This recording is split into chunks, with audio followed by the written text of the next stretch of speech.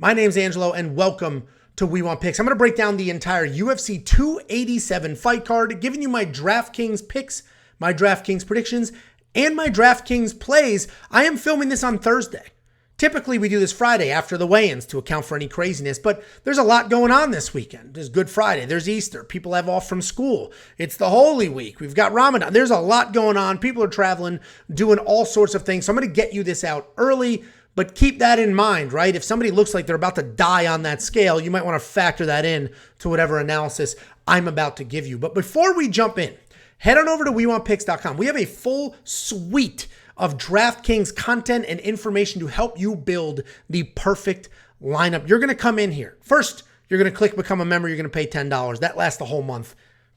It's ridiculous what you're going to get. DraftKings specifically, we break down every single entry type and we rank the fighters by their salary group and their entry type. So for example, your cash core, we're going to rank those fighters. What should your cash core lineup look like? GPP, we're going to rank all the live dogs. We're going to give you the leverage plays. So on Friday, you will have a full cheat sheet here with every single fighter, their projected scoring, their projected ownership, and the leverage. Leverage is a proprietary number that we've put together to help you find spots, right? If somebody's going to be very highly owned, leverage is going to help you identify, well, who could I use instead of that person that's going to score a ton of points?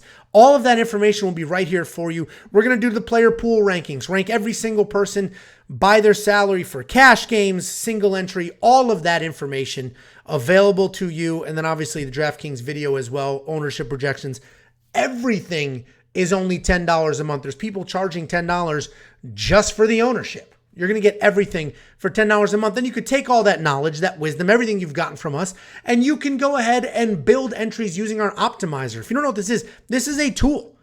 You come in here, you click the names that you want, you make some decisions, and you build yourself an entry. You can build yourself 150 different DraftKings entry using this tool.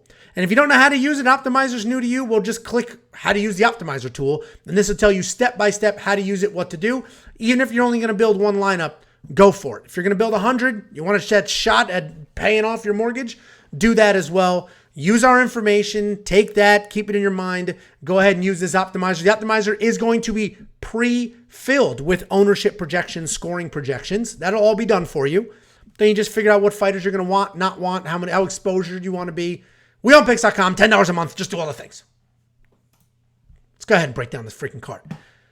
It says there's 14 fights. There are not. There are 13 fights.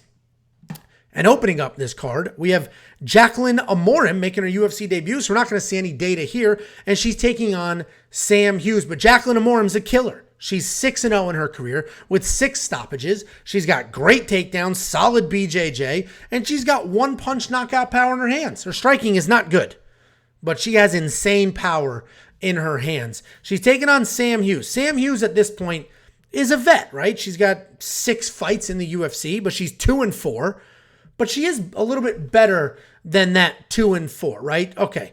She fought Tecia Torres. That's a tough outing. Loma Lookboonmee, we now know is a tough outing. Luana Pinheiro, we know is a tough outing.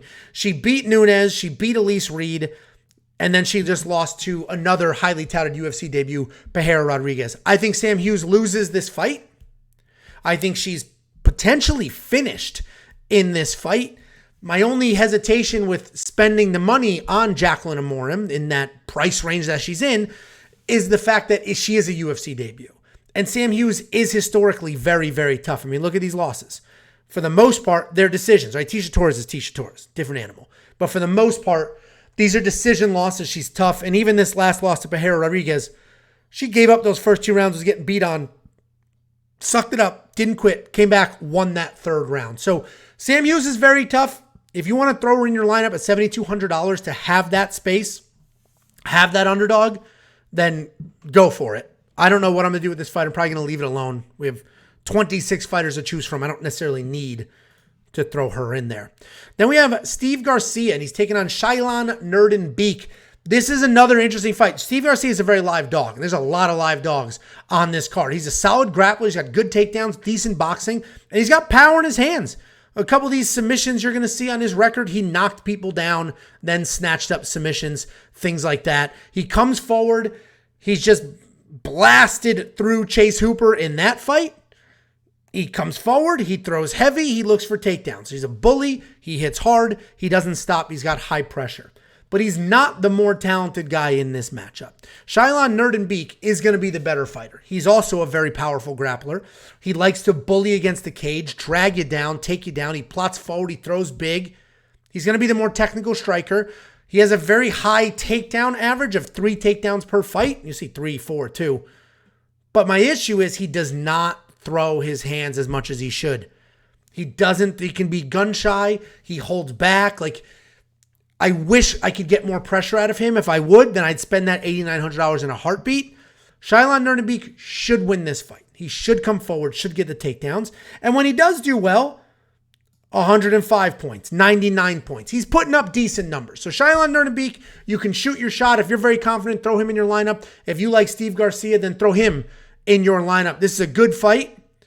One of these guys is going to score really well. Shayilan should be it. And I think the takedowns are going to be the difference. But if he's gun shy and he doesn't get a takedown, Steve Garcia has 100% takedown defense, Shayilan could be in a little bit of trouble. Then we have Ignacio Bahamondes. Put him in your lineup. Put him in your lineup.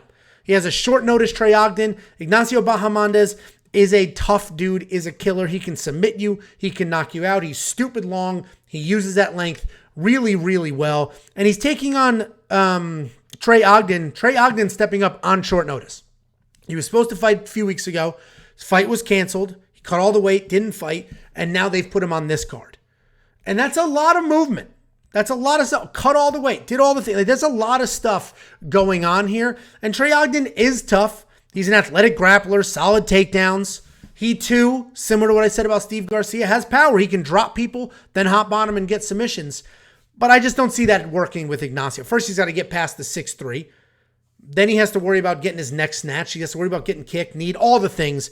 Ignacio Bahamondes, absolutely one of my most confident picks and plays on this slate. Then we got Lupita Godinez versus Cynthia Calvillo. This just comes down to if you still trust Lupi. That's it. Lupita Godinez is very, very good. She's a bully grappler with decent hands. If we go through her record, all right, she lost to Jessica Pinheiro in her UFC debut. That was a bad decision. She won that fight.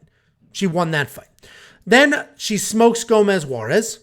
Luana Carolina, look at the dates. 10-9, 10-16. She took this fight on a week's notice after being in a fight. And it was up a weight class, so fine. She lost that fight. She dominated the first round, and then just her adrenaline dumped.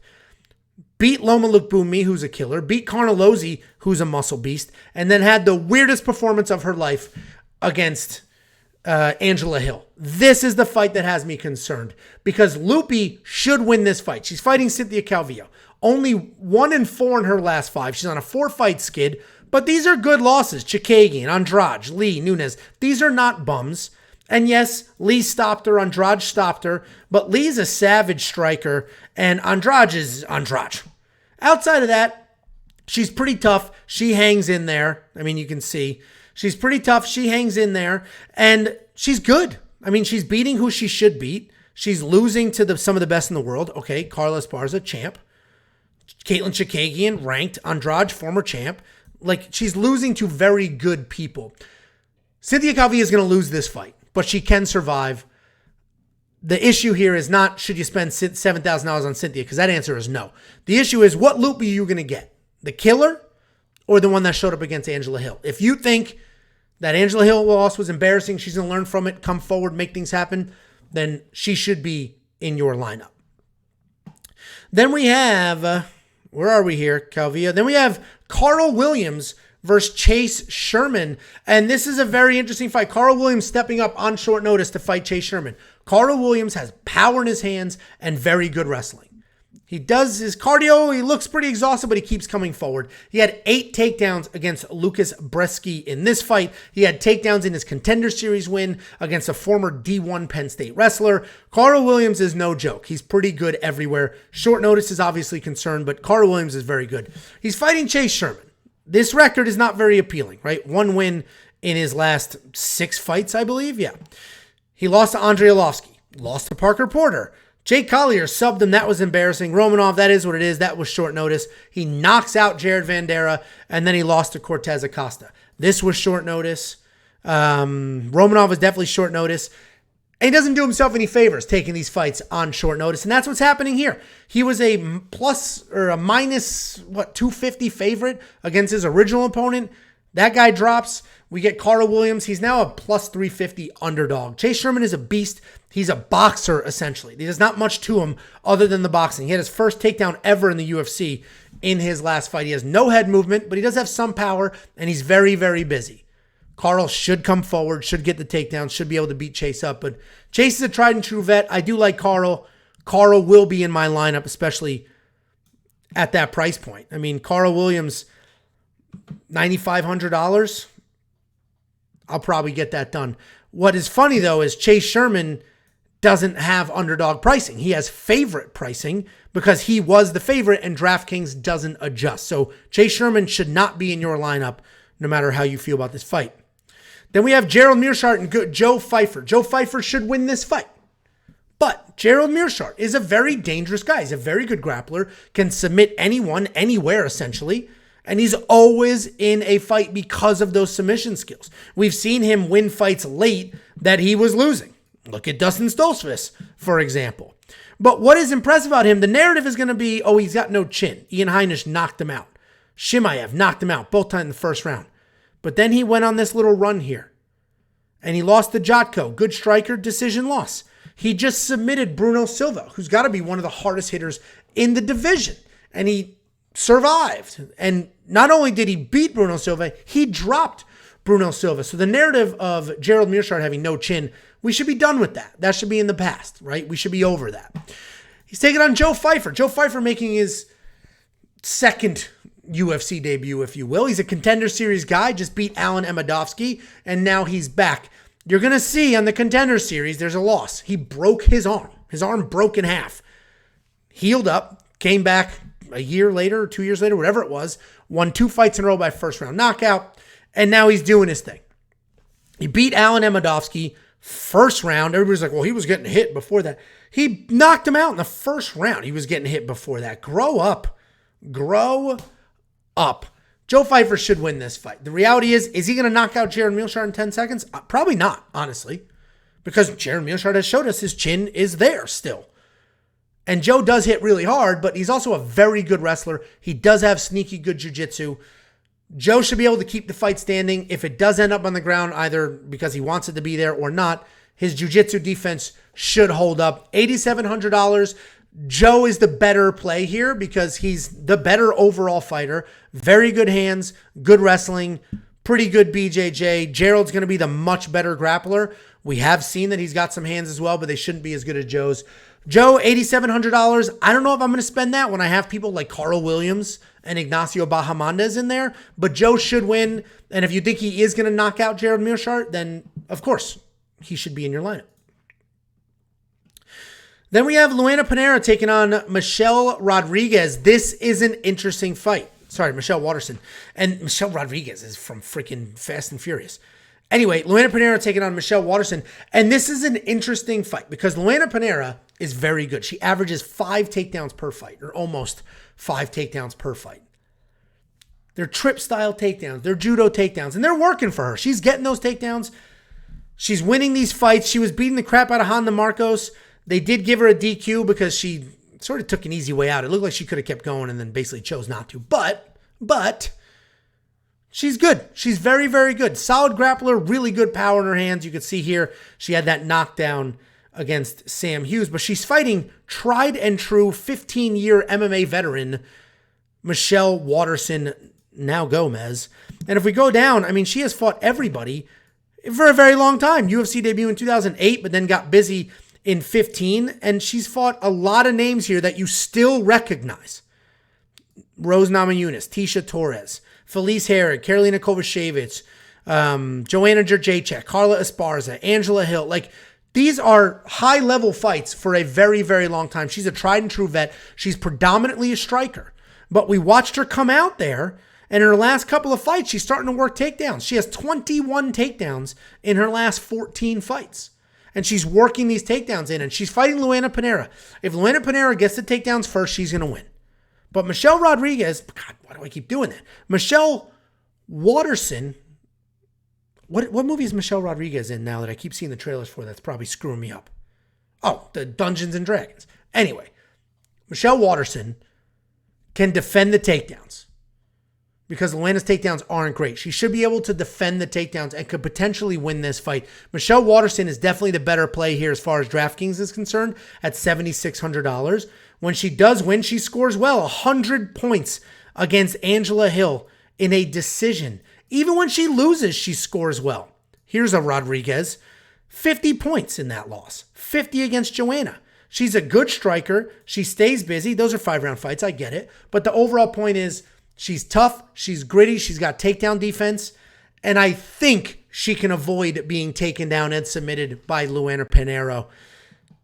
You're going to see the sub to Limoges. She was having some success. She had a takedown, had some control time, landed some strikes, ultimately got caught there. But I think Michelle's probably going to lose this fight because I think she's at the tail end of her career fighting a surging up-and-comer. But she's the better play for DraftKings. Then we have the featured prelim. We have Chris Curtis taking on Kelvin Gastelum. Chris Curtis very, very pissed that he's on the prelims when there's a 17-year-old or an 18-year-old on the main card. But either way, Chris Curtis is taking on Kelvin Gastelum.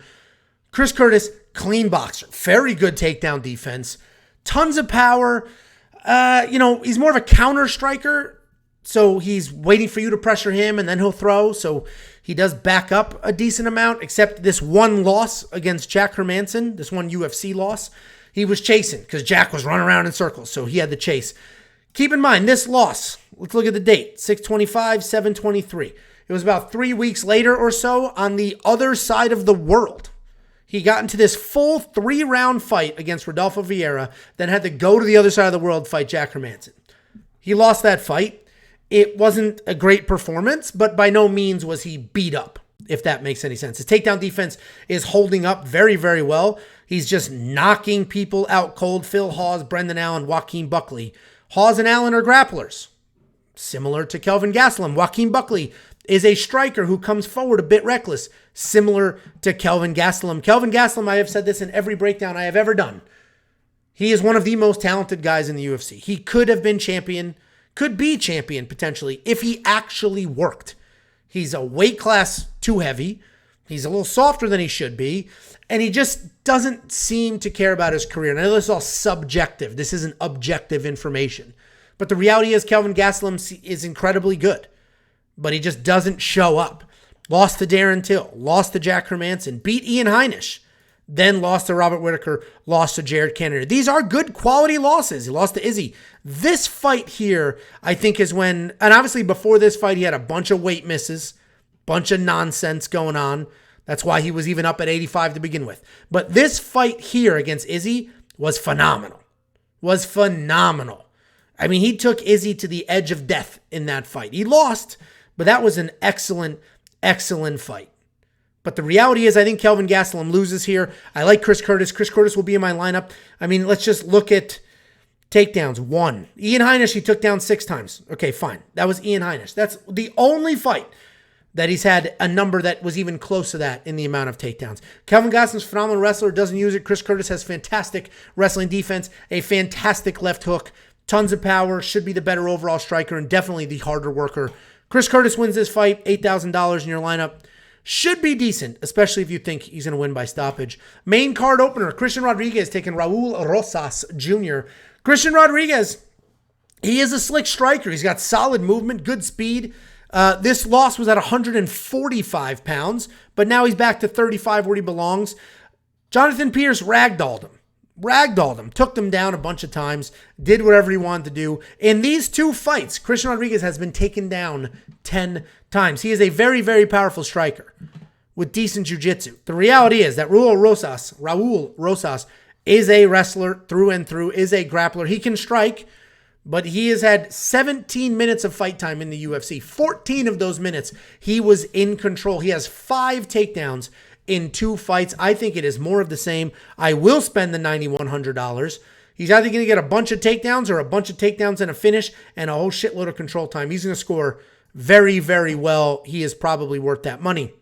Then we have Santanaggio Ponzinibbio, and he is fighting Kevin Holland. This is actually one of the more tricky fights because Santiago Ponzinibbio is a very good striker. He likes to fight sort of at range. He's not going to get in the pocket and bang like an animal. His striking is clean. He manages that range really, really well. But he's got some decent volume, some decent pressure. He just knocked out Alex Morono in that fight. Alex Morono is a very talented guy. I think Ponzinibbio is a little tougher than people give him odds for. He's definitely better than this 6,900 because he's fighting Kevin Holland. Kevin Holland is known as having no wrestling defense whatsoever, which is a true statement. But he's a good striker and has good jiu-jitsu. He's very accurate, laser pinpoint accuracy with his striking. The problem is he's coming up. He was just broken in half by Wonderboy Thompson. Anybody who disagrees with me, I don't know what he was stopped. He was TKO'd. People were like, oh, he was TKO'd. He had a decent first round and then was TKO'd by a 40-year-old. And that's because Wonderboy has that very unique striking style, and he was getting to Kelvin, and Kelvin was sort of struggling with it. Kelvin was landing and was landing clean, but Wonderboy used that crafty vet technique and the karate style to work through that and get it done. He had 2 takedowns, Kevin Holland. Kevin Holland turned into a wrestler. He was getting tuned up so bad. I do think he wins this fight. I think he beats Ponzinibbio. He could potentially knock out Ponzinibbio as well. I'm not going to spend the $9,300 on Kelvin because I don't know what he's going to look like after that loss. He also lost to Chimaev, but that's honestly nonsense. Who cares? Everybody loses to Chimaev, especially on it was a short notice mix-up. There's a whole bunch going on there. Fine. And Chimaev wasted no time. Shot a takedown instantly. So that is what it is.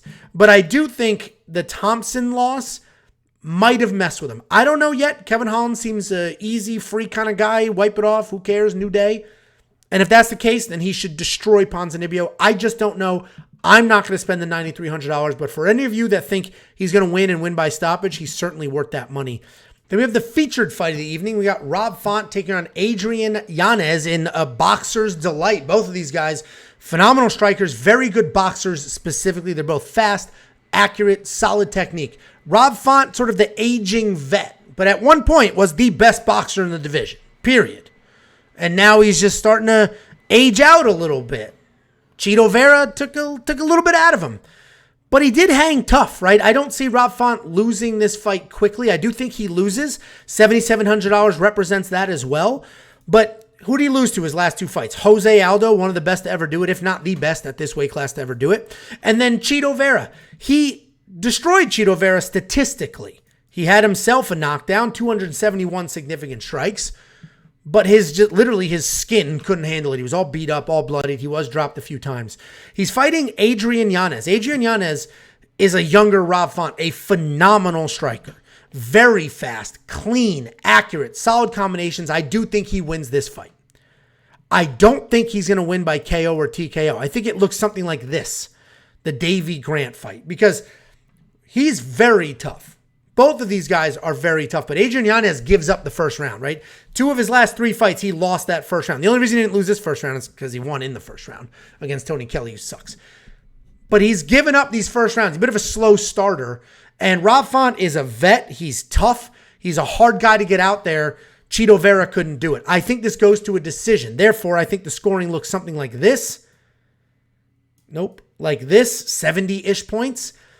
And Rob Font is still very, very good. So I'm probably not going to spend the $8,500 on Adrian Yanez. I think he's a younger Rob Font. He's just super fast. Should be able to get it done. But a couple variables here with Adrian being a slow starter, Rob Font being a very good crafty vet who's also a very good striker. I'm going to fade this fight. No Yanez for me, but if you ask Jacob, Yanez is the tent pole of his lineup. Co-main event, Jorge Masvidal taking on Gilbert Burns. Jorge Masvidal is much better than a lot of people are giving him credit for. Much better than this salary, $6,600. Who did he lose to? Kamaru Usman twice. Okay, the most dominant champion in that weight class in a very long time. And Kobe Covington, 2 people who just nonstop wrestled him. And yes, his wins you could say are fluky, right? He beat Diaz, who kind of sucks. Beat Ben Askren in a second. Darren Till was losing that and then won. Lost to Thompson, lost to Damian Maia, but these are quality losses to very good people. I do think George Masvidal loses this fight. I'm not saying he's going to win this fight, but he's got very, very good takedown defense, and he will be the much better striker. Gilbert Burns at $9,600. Man, that's saying that Gilbert Burns is going to get the takedown immediately and get a submission immediately. That's saying Gilbert Burns is going to Neil Magny him. Because even the way he beat Wonderboy, he only scored 84 points, and that was just Wrestle City. 7 minutes of control time in a 15-minute fight with 3 takedowns. Only scored 84 points. I'm not spending $9,600 on Gilbert Burns because I don't think he's going to stop George Masvidal. Masvidal is tough. If we go back to his record, who's stopping George Masvidal? We know Usman did it in that second fight, which was wild. First time he ever lost by knockout. And we're going to come down decision. He's fighting the best people on planet Earth for 10, 15 years, and he's losing decisions. I do not see Gilbert Burns knocking out Jorge Masvidal in his backyard. I don't see him submitting him. I do think Gilbert wins. I am not spending $9,600 on him when I can spend $9,500 on Carl Williams. Main event, Alex Pereira, Israel Adesanya. Pick your side. Pick your side. This is a tough fight. I flip-flop my pick. Adesanya, he beat Adesanya in his last fight. He scored 92 points. In a 5-round fight, okay, but he was $7,600. That's great value. And even at $7,900, if you think he wins, he's going to get to almost 100 points. That's great. And keep in mind, he was losing this fight and he got the knockout in the 5th round. If you think Alex is going to win and win sooner, then he absolutely should be in your lineup. But if you think Israel Adesanya is going to be able to play the game he played in that last fight, dance around, stay on the outside, avoid the firefights, try to Nurmagomedov his way to a decision, then Izzy could potentially be in your lineup as well. But $8,300 on a guy that has lost 3 times, a guy that fought the perfect fight last time and still lost, I don't know if I'm going to do it. It's a great price. $8,300 is a phenomenal price for the second best middleweight of all time. But this just seems to be a nightmare matchup for him for whatever reason. He let it slip in an interview that he's probably going to be looking to wrestle. I think that's worse for Izzy. I think it is a worse game plan to try to wrestle than it is to just replicate what he did last time. Because let's not forget, it's not registered as a knockdown, but he had Alex Pereira on ice skates in the last fight in the UFC and then one of the kickboxing matches as well. So you're going to have to pick your side on this one. If I'm building my lineup, we'll see what the money looks like. I will probably take the shot on Pereira because he already knocked out Izzy twice. And he's the cheaper guy in this matchup, and I think he can win this fight. So therefore, if I have $7,900 to spend and I've got a couple people to pick from, it's probably going to be Pereira, quite frankly. But pick your side. If you think it was a fluke and Izzy's going to go ahead and steamroll his way to a win, then $8,300 is the best price you're ever going to get on the second best middleweight of all time. He was $9,400, $9,200, $9,300, $9,200. And then they don't keep the salary before that. So this is by far the cheapest you're ever going to get him.